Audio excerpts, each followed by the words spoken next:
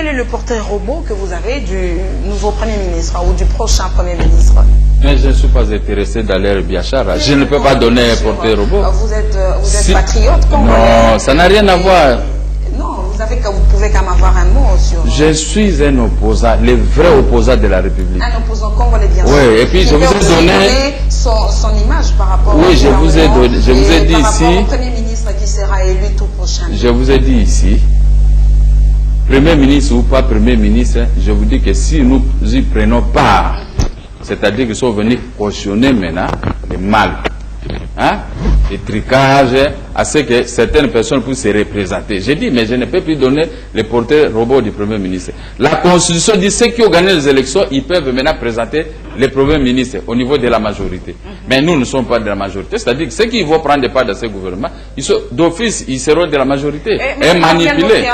Puisque vous le dites, si jamais on choisissait le président du MDECO pour diriger le gouvernement de cohésion nationale, par exemple. Non, là, ça serait une mauvaise erreur. Une erreur grave.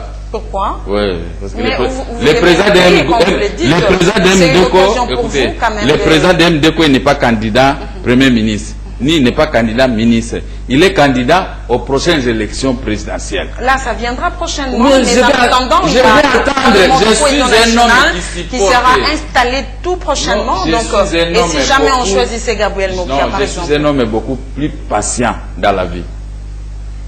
En République démocratique du Congo, il n'y a pas un homme plus patient que moi. Mais ça ne veut pas dire que si on vous choisissait il reste, je crois, si c'est 24 mois ou 30 mois. Est-ce que c'est un problème?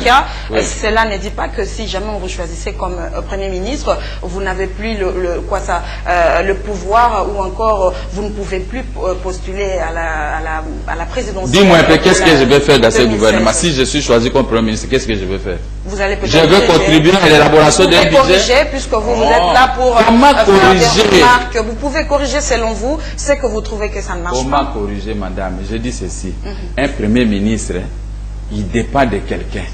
Mais moi, je ne veux pas dépendre de quelqu'un. Est-ce que vous me comprenez? Avec leur budget de 7 à 8 millions, 8 milliards ou 9 milliards, moi, je ne peux pas élaborer un budget dans un grand pays comme le Congo qui regorge tout de 8 milliards ou de 9 milliards de dollars. C'est ce que je n'aime pas. Et puis moi, je ne peux pas payer un Congolais, si je suis aux affaires, 60 000 ou 50 000 euros. Je ne peux pas payer un militaire même 80 000 euros. Gabriel Mokia, ça veut dire demain, Gabriel Mokia, président de la République, ne va pas travailler avec tout le monde. Il y aura une catégorie de personnes. On ne se comprend pas avec vous. On ne se comprend pas avec vous. Moi, si je suis président de la République ou Premier ministre, je ne dois pas payer un Congolais 80 euros. Ça c'est déjà... Ça, vous le connaissez. C'est déjà... Mais aujourd'hui, si je vais être Premier ministre dans ce gouvernement, c'est que je vais payer les gens 60 000 francs. Or que moi, je ne peux pas payer quelqu'un 60 000 francs. Mais je ne peux pas les payer comme ça. Par quel mécanisme, M. Gabriel Mokia, vous allez payer plus de 60 000 francs? Mais ceux qui exploitent les minéraux à Lubumbashi, qui était le poumon de notre économie, hein, ils ont des 300-400 véhicules pour faire le transit de nos minéraux vers la Zambie et d'autres pays voisins. Ils exportent, ils ont 2, 3, 4, 5, 6, 10 milliards de dollars dans leur compte.